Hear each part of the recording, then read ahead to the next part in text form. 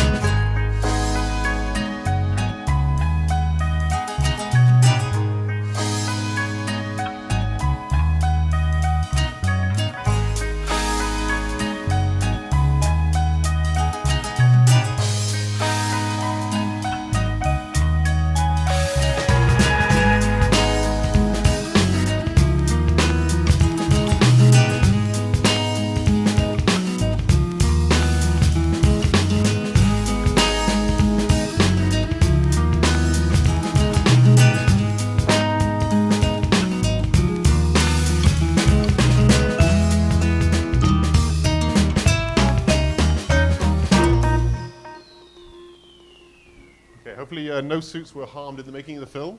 Okay, so let's move back to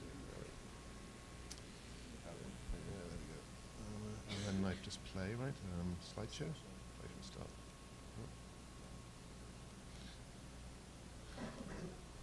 Okay, so we'll let this play as we go, but why not just kind of give us a little bit of background? Sure. So the company Hellman-Chang was started from my business partner and myself, Dan Hellman. So I'm the Chang of Hellman-Chang. And we've been best friends since we were 10 years old, actually. And we both found that we had this passion for art and design in high school. So what we did was we were, I guess, pretty nerdy. And his dad would pull the cars out of the garage. And we would go to Home Depot, buy some cheap tools, and go to the library, pull out all the books about woodworking, and we'd teach ourselves how to build furniture. So this happened all throughout the summers of high school and college. Had a great time doing it. I ended up going to NYU down here, and I studied finance and marketing at Stern Business School. And Dan went to Northwestern, and he studied classical guitar performance, which is the perfect segue to fine furniture, obviously. So he came out to New York. We were just kind of hanging out casually, talking about how we missed woodworking. And we were like, how are we going to do this in New York? So we went on Craigslist, and we found a co-op wood shop out in Bushwick. 10,000 square foot shop, had all the machinery, and we rented a little 5 by 10 square foot space for ourselves. And it was shared by a dozen other artists and craftsmen, woodworkers, cabinet makers, sculptors. And it was just a cool motley crew of people. And we go every night after work, meet up at 7 o'clock at night, work till 1 in the morning. And every Saturday and Sunday, meet up at 7 in the morning and work till 10 at night. And if we weren't working in our offices, we were building furniture, and very quickly realized that this is a very expensive hobby to have in New York City. So I thought, well, let's develop like a little brand and a line of furniture. If I can sell 1 or 2 pieces a year, we can at least pay for this hobby. And we randomly submitted our Z pedestal to the Best of Year Awards with interior design back in 2006 when they had their first one. And they had this wonderful ceremony at the Guggenheim Museum, and we ended up winning. I remember going on stage, I was 24 at the time, and accepting the award from Cindy Allen, and they're taking our photos. She's leaning in, she's handing me the award. She says, "Who the hell are you?" In a more floral words. But so the piece gets published, and a week after it gets published, we had a call from the Four Seasons Hotel, or the designers of the new Four Seasons Hotel in Seattle, and said, "We love this piece. Can you redesign it as a restaurant bar table? We need 15 for the new hotel." So the Four Seasons ended up being our very first client. Our second client ended up being Sex and the City. They had us read, that's the actual table that we designed, the Z round table. Our second client was Sex and the City, and they had us redesign it as bedside tables for Carrie and Big's bedroom for Sex and the City 2. And then our third or fourth client was Gossip Girl, as you see here. So timing's pretty good. And that's the pedestal, that's what we won the award for. So very quickly, we had kind of developed this brand cachet. We started at the top. And within about, I want to say, 18 months, we ended up getting picked up and distributed through designer showrooms around the country, quit our day jobs, and we were in Brooklyn at that point. Okay, so I want to pick up on the point that Cindy Allen basically said, "Who the hell are you?" Okay? Right. So not trained in any way other than basically working late nights and honing your craft, etc. So do you get any sort of questions about that? You know, when clients ask about, you know, sort of your pedigree and where you've worked in the past, that sort of thing, how do you sort of feel those questions? Do you get people saying, well, then maybe I'm not so sure about you, or does the work speak for itself? You know, early on, that was definitely, as a young designer, that was a huge insecurity for me.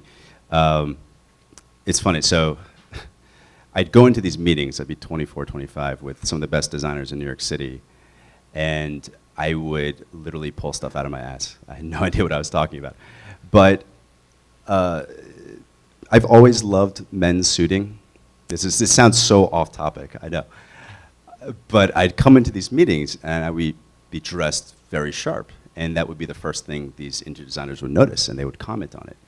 And I don't want to say you fake it till you make it, but you kind of they immediately snap to attention. They're like, this guy is sharp dressed. It sounds like he knows what he's talking about, and it never came into question, oddly. I think everyone is kind of a good designer. I think if you understand proportion, if you understand what makes you feel good, then I think you can become a good designer. And that's how I've always designed product. To me, design is about how it makes me feel. And when I design new pieces, I get this aha moment, and you guys have all had it too. You get this, oh, that's it, that's perfect. And when you get that emotional reaction, when I get it, I know other people will get it too. And so that is really the basis of all my design. For me, it's about emotionally connecting with people through the medium of furniture. So if I'm doing that, I think I'm doing a good job. So that element, coupled with people like the way that I dress, early on it wasn't an issue. Yeah. You know, the pieces themselves are classed as luxury, or almost high-end luxury. Was it your intention to build pieces that were that high-end, or was it just what came out of your initial sort of work? It came out as a result of how Dan and I taught ourselves how to build furniture. We were using these books in the library that taught you like traditional woodworking techniques. So we were doing hand-chiseled mortise and tenon joinery, hand-rubbed oil finishes. And we fell in love with the process, the old world process. And of course now we apply our more contemporary designs to them. I will say, Dan at one point he left his corporate job a little bit earlier, and he did an apprenticeship with a custom furniture guy. And like his first project for this custom furniture guy was Frederick Fackai's bed. I mean, it's that level of stuff. So there was definitely a little bit of higher end learning that he had done, and he'd come down and we'd meet at the shop and we would apply some of these things. But we both loved the old world process. So when we started the company, that was something that we didn't want to compromise on. And I think that you have to, if you're starting a business, anything you do in business has to come from a point of passion and conviction, and that's what we were passionate about. And as a result of that, and building it in Brooklyn, New York, I often joke, I mean, you can't choose a more expensive place in the world to build furniture than New York, unless you go to like Antarctica. And so as a result of how we build stuff, what we are passionate about, where we're building it, the cost of everything, it has to be very expensive. I never went out to say, I want to make the most expensive furniture in the world. But I've always said that our vision is to prove to the global design community that the best furniture in the world and the best made furniture in the world doesn't have to come from Italy or France or Paris, wherever. It can come from America, and it can come from Brooklyn, New York. And that's something that we've stood by in everything that we do. And that's something that we're passionate about. So really it's a result of where we stand and what we have convictions for that drove that price point. Okay, so Brooklyn. I mean, for me, that's great. I mean, I live in Brooklyn. I think it's great that you can do that. I was actually looking at your location in Bushwick on Google Street View, and it's amazing. Like, I've seen the interior. We've seen the interior from that day. If you look on the outside, it's basically, the street looks like nothing. It's basically, all I can see is a Hellman-Chang, little tiny awning, a little small door next to another door. It's not people proposing at all. And yet inside, you're doing incredible work. So okay, Brooklyn, you want to stay there? Is that part of the way you believe that the company works, or is it simply just it's close to where you live and this is where you grew up? So we did the whole Brooklyn thing before Brooklyn was considered cool, and it's just because at the time that's the only place where we could actually rent space from and build furniture, and it was still expensive. But in the time that we were growing, Brooklyn had developed this cachet of being this global epicenter of art and design, of creativity. And I can honestly say that if we weren't originally in Brooklyn and we didn't share this co-op, we probably wouldn't be where we are today, because it really developed our creative interests. Those guys were great in the shop. They would come over and teach us tricks. But I think that if you're going to be in Brooklyn and you're going to be completely closed off by yourself, you're doing yourself a disservice, because you really have to take in that creative energy. And it's not just in Brooklyn anymore. I mean, that concept has spread all across America. You're now seeing it in Detroit, you're seeing it in Portland, Austin, Texas, Oakland. There's these little pockets, even like Cincinnati, where these creative hubs are emerging from very industrial spaces. But because of that, it became a big part of our brand. I would go to meetings and tell these designers, oh, we make it all in Brooklyn, New York. And at some point, it started to become super relevant to the end client. They like to know where it's made. They like to know the story behind it. So that will always, I think, be an important factor in our brand. I think, and even when we set up our own space, we now have our own 16,000 square foot studio. We brought some of those guys with us, and we have a little co-op in the back of our space where they do their own thing. And it's really cool every day to come in and see what people are working on and to kind of shoot the shit with them. And it's a really great environment to be in. So if you do expand, always in Brooklyn, or are you going to perhaps find like Detroit or Cincinnati or one of these other creative hubs where you can do the work there as well?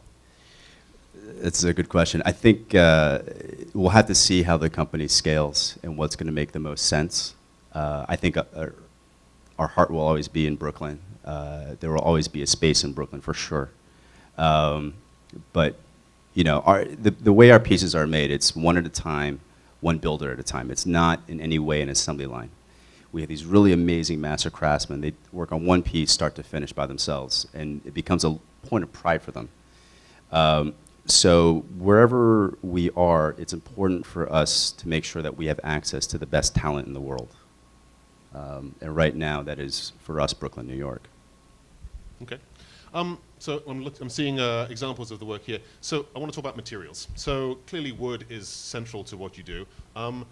Do you have a special way of deciding which pieces, which species, what you're going to work with when you think about a new piece? Well, in terms of materials, I'm a fan of bespoke suiting. I will actually go to all the boutiques on Madison Avenue every season, and I'll finger through the suits and look at the fabrics and look at the colors and textures. And that is where I get a lot of my inspiration. But working in the design trade, our line is only accessible to interior designers. They will actually be the ones to select the finishes. It's a very customizable process. But in terms of initially photographing pieces, we primarily work in North American or Northeastern American hardwoods. So you have walnut, maple, white oak, and that is important to the company itself. We avoid exotic hardwoods for sure. There's one, sustainability factor, which is important to us and both our clients, and two, a lot of the exotic hardwoods out there are actually quite toxic, believe it or not. So safety first for our guys. If you breathe in the sawdust, it's not only a carcinogen, but it can make you pretty sick. So, yeah, little known fact. So we typically avoid most exotic hardwoods in that sense. Okay, so and there are other materials used. Any thoughts about expanding into materials that perhaps aren't so traditional? Any sort of new thoughts about maybe I'd like to try this new material or that, or are you really just focusing on the core ones? Well, I think it's important. If you're investing money into one of our pieces, it's meant to be timeless. So I take materials very with a lot of weight because it's got to be an investment. It's got to last forever. So you can't choose something that could be too much of a fad, I want to say. And so we're carefully entering new kind of territories. We're working now with some metals and using those as accents. More glass as well, and different types of glass. I find that when you start to mix in like stone and wood and metal, if you do it with constraint and with elegance, those materials only highlight each other. So you really bring out the brass details and really bring out the wood details when you contrast them together. Okay. Given your background, I'm thinking about the way that your business is run. Do you feel as that, because I mean, when you say your first clients they're almost like perfect clients in order to get yourself out there in the market. The first piece wins. You then get a high-end hotel. You then get TV and movie. Was the marketing ability of yourself, was that anything to do with it, or was it just blind luck, or was it good planning? I think it's a little bit of everything. Where luck comes into play is when you get opportunities, and it's up to you to take advantage of those opportunities and be in the right position. And that's where the marketing really came into play. When we were starting the company, we wanted to make sure if we were introducing ourselves to the world that we would look like a company that had been there for 20 years, the first time they saw it. And so when editors from different publications came in contact with our brand, it was kind of like, oh my God, where had these people been? We have to talk about them. That's how we wanted to make it look. So because of where we knew the price point had to be, because we knew who the clientele had to be, we had a very specific position for the brand and how to market it. And so I think when we have the designers of Sex and the City calling you and they're looking at your website, you've got a great touch point right off the bat. So it's being prepared for those opportunities that's important. You say a lot of it's custom. And in terms of custom, are we talking about finishes and colors and extra materials? So you are still central, your creative influence is still central, and they will just add on. So are there examples where you can say where people have actually asked for things that stretched your ability, stretched your creative thought at all, or is it all within a core wheelhouse? Yeah, it is our line. So interior designers will call, and if you want it 6 inches longer, a different finish, we can do that. It's not a problem. But how our line grows actually is I see my furniture in the context of a wood shop every day, which is great. But for me, it's valuable to go out and meet with interior designers and see how they're reinterpreting the product and see the context that they're putting in it.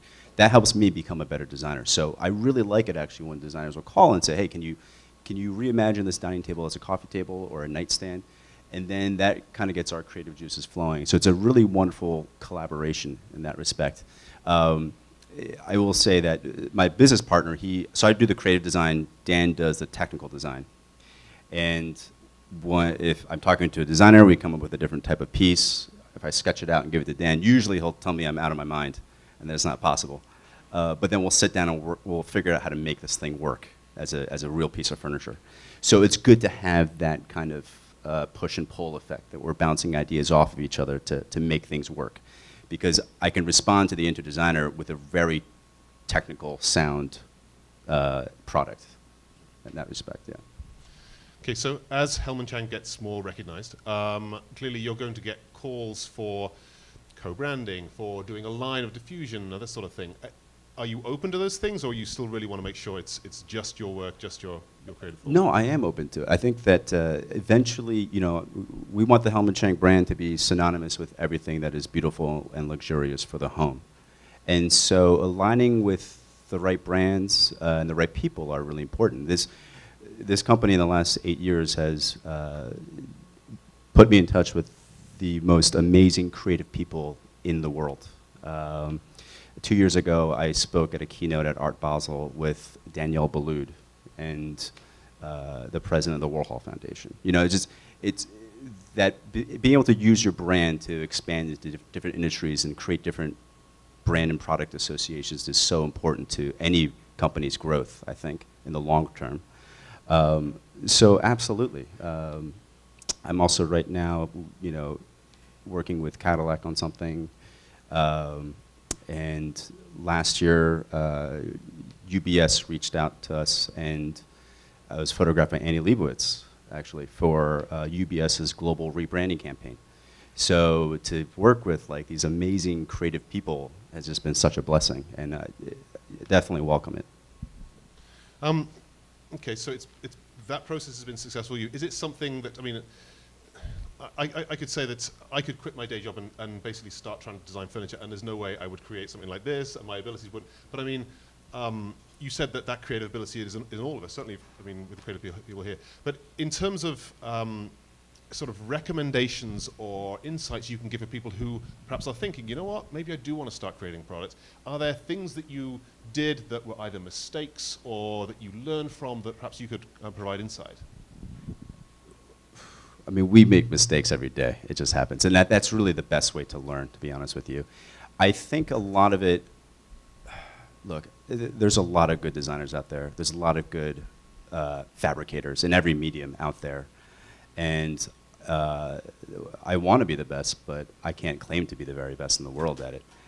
But the difference that we have is the ability to market, promote, and distribute ourselves in a way that our clients can understand.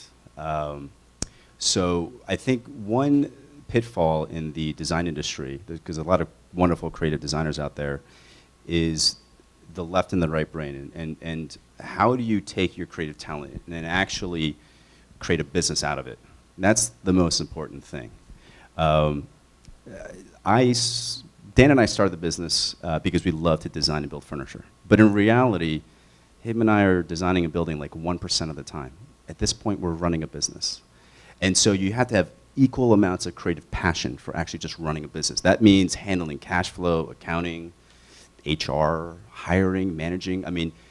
That is a whole nother world that you're going to spend all your time doing. And if you're not truly passionate about what you do, you can get jaded pretty quickly. And so we love also running and growing a business just as much as we love designing and building furniture. And I think you have to realize that. And that's why the restaurant industry is the most volatile. You get these amazing chefs who probably create the best spaghetti or pizza out there, and they can fail in 5 to 8 months because they don't understand the basics of business. So I hope that that's something that the design industry and universities will start to kind of push onto designers out there that are coming out, these really young, talented people coming out, because they have to learn how to monetize that skill set. I think that's really important for the growth and survival of design. So what you're saying is that, you really do need to be thinking about how you market and brand and put your product out there at the same time you're actually creating the product. That's as important as actually good design will always come out, but it might take longer. It might not be as successful. You might go and get copy, those sorts of things. Yeah. So you feel as though you need to be paralleling those, designing great product, but also thinking how then that will be perceived by the marketplace. Absolutely. You'll notice that if you look at our product long enough, you'll notice that there's a very specific look. There's almost, at some point, you'll be able to identify our pieces without even looking at the brand name. So what we did was we created a brand look. And I'll design a few dozen pieces every year, and there'll be pieces that I absolutely love. but we won't introduce it to the line because it may not fit within the core of the brand. So everything you put out there still has to go back to this ultimate vision of what your brand and what you represent. And that's really important. Again, for the long-term growth. But yeah, I think you always have to look on both sides. And again, that's what that left and right pairing of the brand is super important. So, successful at this, been at it for 8 years.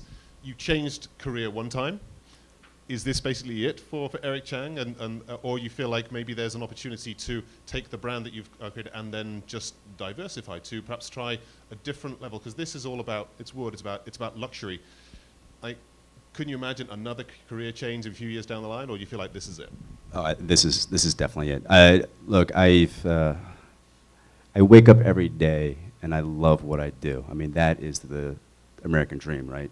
If you can wake up every day and not feel like you're working, I work 7 days a week, and I work 20-hour days, and I'm never tired of it. If you can do that, you've made it. I mean, that to me is success. That is wealth. That is worth anything beyond money. My first career was, I actually helped start a marketing agency with 3 other friends, junior year of college. In our senior year, we were ranked the 56th fastest growing private company in the US Entrepreneur Magazine. And it was a wildly successful business, and it still is. But I didn't have my creative outlet. I wasn't feeling pumped to go to work every day. And it was, again, wildly successful. And I did it for 4.5 years, and then I was building furniture on nights and weekends. And I'd find myself at work, making drawings. I was like, what am I doing? When I left, it was like literally a Tuesday, I want to say, and I was in my Soho loft office at this agency, and at that point we had 30 employees. It might have been a $32 million company. The next day, I'm in Brooklyn with Dan, and it's just me and him, and we're sanding tables. And I didn't pay myself for 2.5 years, and it was the most liberating, zen, amazing feeling in the world. So I am eternally grateful. And the moment that I take that for granted, the fact that I am doing what I love, and people like it enough that they're paying us for it, the moment I take that for granted, I shouldn't be doing this at all. So I always say that you have to find something you're truly, truly passionate about if you want to go work for yourself, and also be passionate about building business. And I think you'll get to a place where you're really happy and really successful for yourself. That's those great words. I love the idea that the American dream does work in that way, and that's, yes, I'm sure all of us have that one thing we'd love to try and take to that point. So thank you so much. I appreciate so much the words. Do we have any questions from the audience? Anyone have questions to Eric? Yes, over at the back. Sure. So you spoke about the brand look, but I'm curious to explain through how you developed that from the stage of interior design all the way to where you are now. Your brand look. Do you want to repeat the question for people at home? No, I mean, so if you're... Could Should I say it again? yes, well, why just not? so yes. you can repeat it, and then people... Okay, so ask again, sorry. Sorry. So in terms of your brand look, what you were speaking about, how you developed that from when you won the Best of the Interior Design Award to now. Okay, so how has your brand look developed from that initial winning of an award to the present day? So if you look at my products, they're more statement pieces, both in the quality and the materials and how they're made, and both the design itself. And we were finding that we were growing the company very quickly, and people were buying these statement dining tables and entryway foyer tables and bedside tables. But you can't really furnish your whole house in Hellman-Chang, and you probably shouldn't. It's just it's a little much. Could we afford to? I can't afford to. So as the company grows, I'm looking to develop pieces that are a little more streamlined. It can play a little bit nicer with a lot of different environments, but still carry some of the signature things that we're known for, like the surface detailing, the focus on negative space, proportion.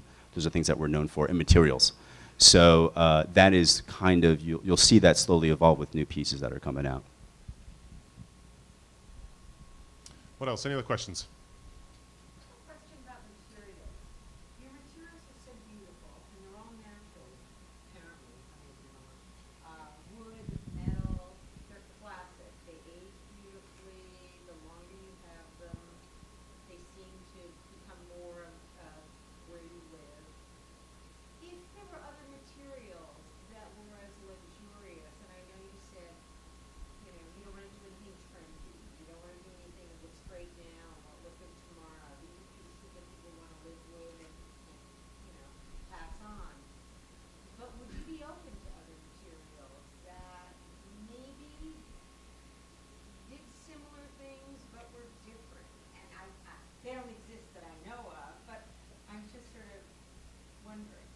So the question is, would we look into other materials that are still luxurious but a little unconventional, right?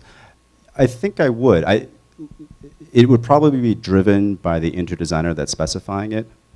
Last year, Michael Smith in LA did a custom, we have a dining table that's shown here, a Z-quad dining table. He did it 20 feet long by 5 feet deep. It's massive, and it was our base, but he wanted the base to be made out of solid bronze. So we made this thing, it's a 13-foot long base out of solid maple, sent it to the foundry, and it comes back in this beautiful patinaed bronze. Absolutely gorgeous. Which was a first time for us in working in solid bronze, and we loved it, and I think we're going to actually start exploring more of that. But it's still a timeless, classic material. Yeah. But then the top was done by this artist here in New York who does these beautiful wall murals, not murals, but just giant wall pieces of art that look like giant concentric water rings.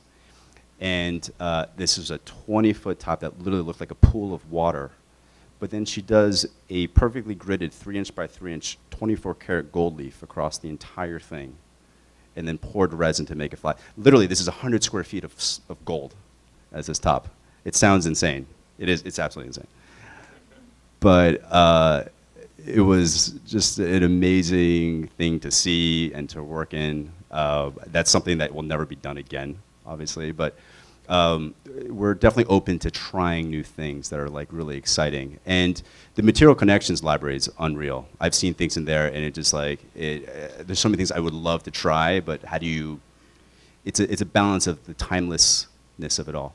I think it's possible. I really do, and I wouldn't mind just spending a week in the library here and finding those little nuggets.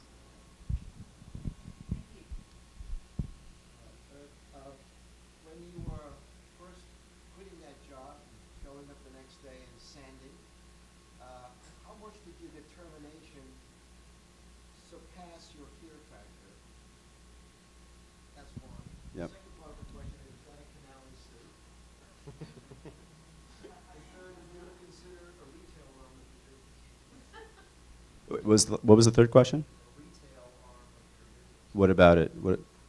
Would I consider retail? Oh, okay. So the first question was there a fear factor when I left the first career for this one? Is this a Canali suit? And would I consider retail? Question one, of course there's fear. But the difference is your willingness to kind of just step over the edge, to jump into it. And, I was young, and not to say that you have to be young to do it, but I think you just have to a lot of conviction and confidence. Look, I make decisions every day. Dan and I make decisions every day that could potentially break the company. But you make calculated risks. And I think that if you go into it almost with the will to survive, it will.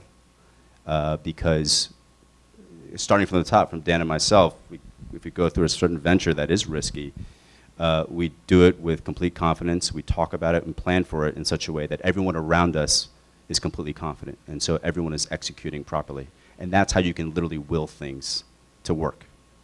But we're also not immune to failures. I mean, we've had a lot of missteps, and those are amazing learning opportunities.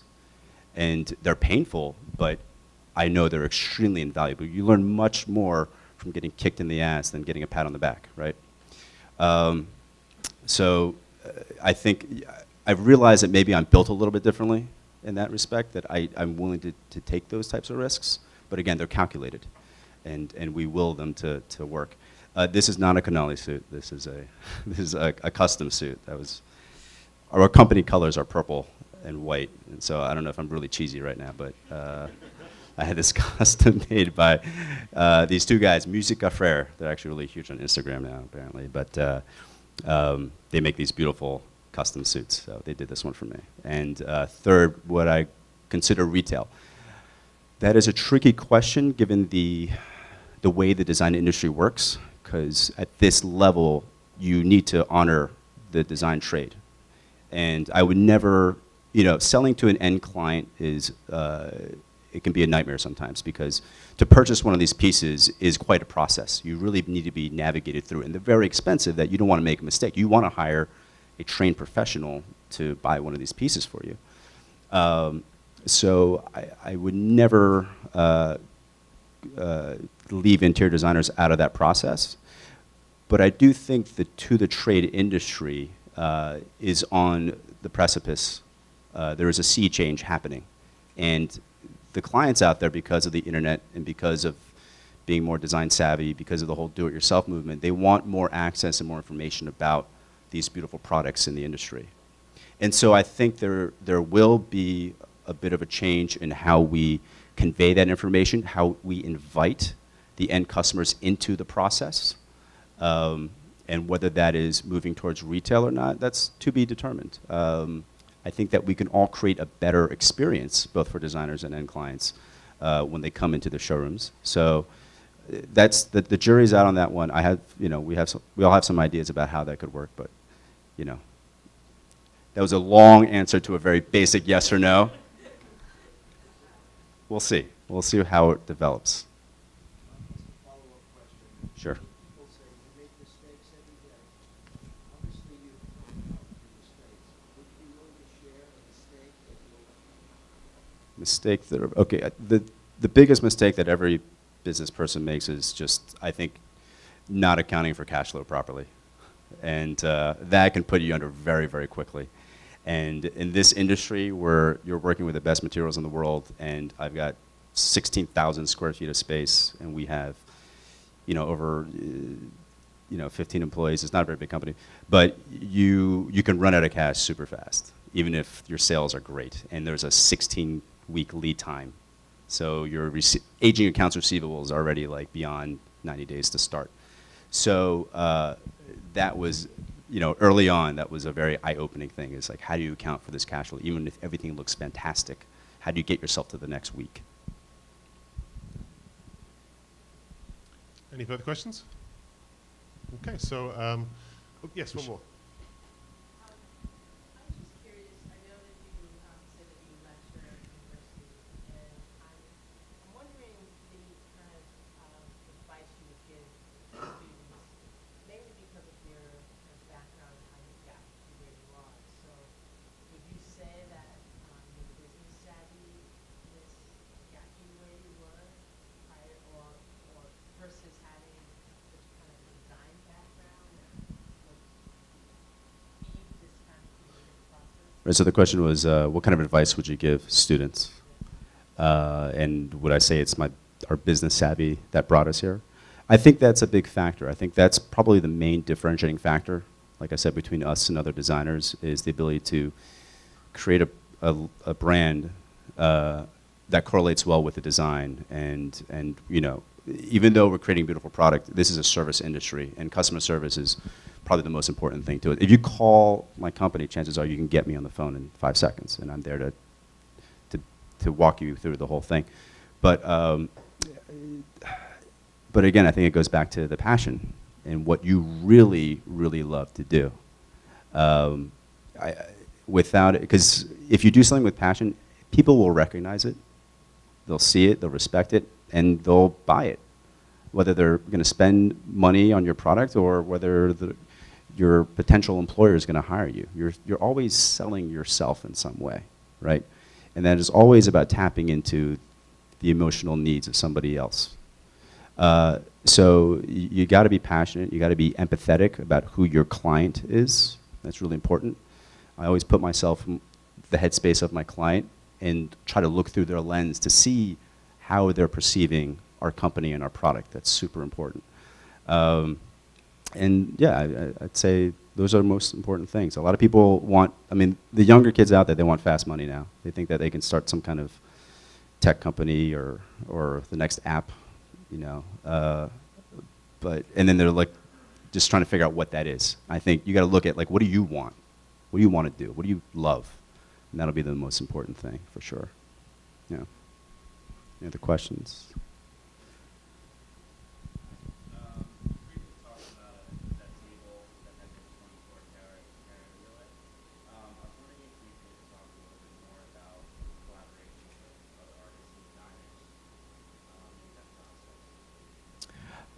Well, when I look into a collaboration, I from a business perspective, you have to make sure that it makes sense with your brand.